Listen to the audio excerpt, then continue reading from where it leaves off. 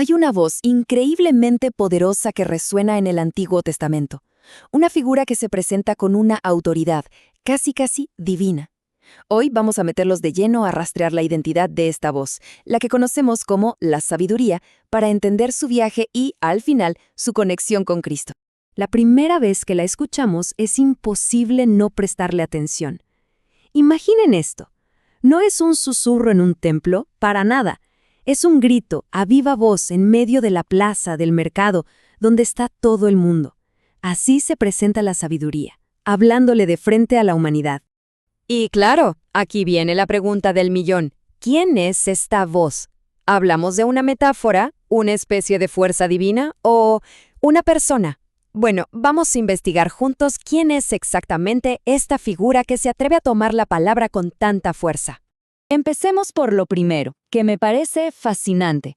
El lugar que elige para hablar. No son las escuelas de sabios ni los lugares sagrados. No. Ella elige la calle, las puertas de la ciudad, los cruces de caminos. ¿Qué nos dice esto? Que su mensaje es para todos, sin filtros ni excepciones. Y acá hay un dato que es clave. Se la presenta como una figura femenina. Esto no es casualidad. Resulta que en hebreo, la palabra para sabiduría, jokmá, es femenina. Este pequeño detalle gramatical fue la puerta de entrada para que los autores de la Biblia le dieran un rostro, una voz y una personalidad. La convirtieron en ella.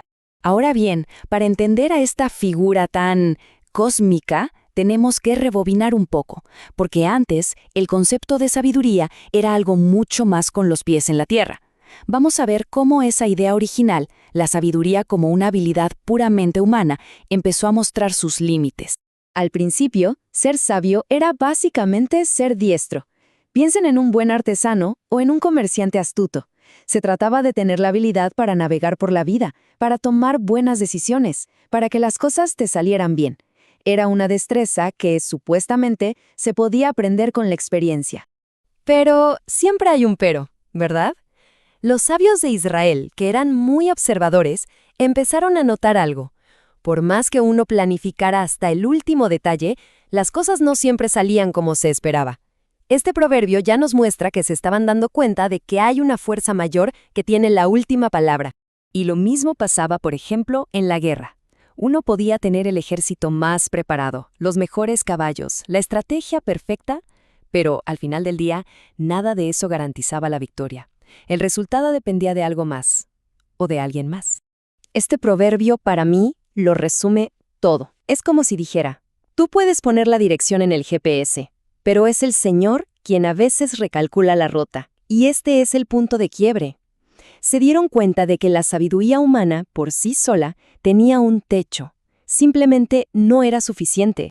Y claro, reconocer estos límites provocó un cambio radical. La idea de sabiduría dio un giro de 180 grados.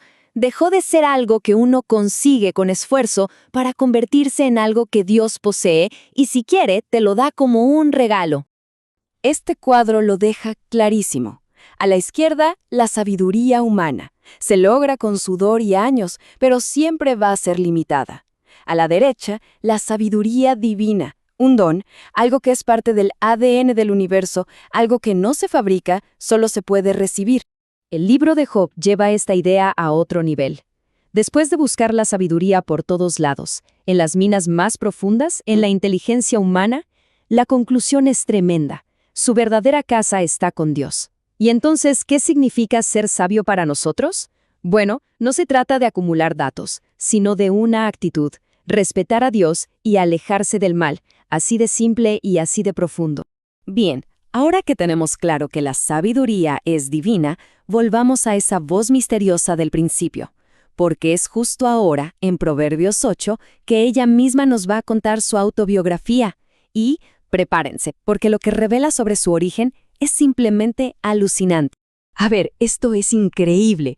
La sabiduría está diciendo que ella no es parte de la creación. Ella existía antes de que hubiera océanos, montañas, cualquier cosa. Ella ya había sido formada por Dios. Y no solo eso, sino que estuvo ahí, a su lado, mientras Él le daba forma a todo el universo. Pero, entonces, ¿qué hacía exactamente? ¿Cuál era su trabajo? El texto en hebreo usa una palabra, amón, que es un poco difícil de traducir. Algunos la interpretan como maestra de obras, como si fuera la arquitecta del universo junto a Dios. Sin embargo, y esto me parece bellísimo, hoy muchos expertos creen que la mejor traducción es niña pequeña o infante. Esto no le quita importancia, sino todo lo contrario. La define como una presencia de pura alegría, el deleite de Dios. Y esta frase es poesía pura. Captura esa esencia a la perfección. No era una trabajadora cumpliendo un horario, era el encanto cotidiano de Dios jugando en su presencia. Y lo más conmovedor es que su alegría no se quedaba solo con el Creador. Su delicia, dice, era también la humanidad. Y con esto llegamos al punto de conexión final. Toda esta figura de la Dama Sabiduría, tan increíblemente desarrollada, un ser divino que está con Dios desde siempre y que además sirve de puente con la humanidad, todo esto se vuelve una pieza clave para entender el Nuevo Testamento. Piensen en esto. Cuando los primeros cristianos tuvieron el desafío de explicar quién era Jesús, ¿a dónde creen que recurrieron? Exacto, a la figura de la sabiduría. Esta idea de un ser divino, engendrado por Dios antes de toda la creación, que estaba con Él y que era su deleite, les dio el lenguaje, el marco perfecto para empezar a hablar del misterio de Cristo. Y cerramos con esta pregunta, que es profunda. En el fondo, tanto el Antiguo Testamento con la sabiduría como el Nuevo Testamento con Jesús intentan responder a lo mismo. ¿Cómo se hace Dios presente entre nosotros? La misteriosa voz de la sabiduría, que empezó a clamar en las plazas, de alguna forma, preparó el camino para poder comprender la voz de aquel que, siglos después, hablaría en esas mismas calles.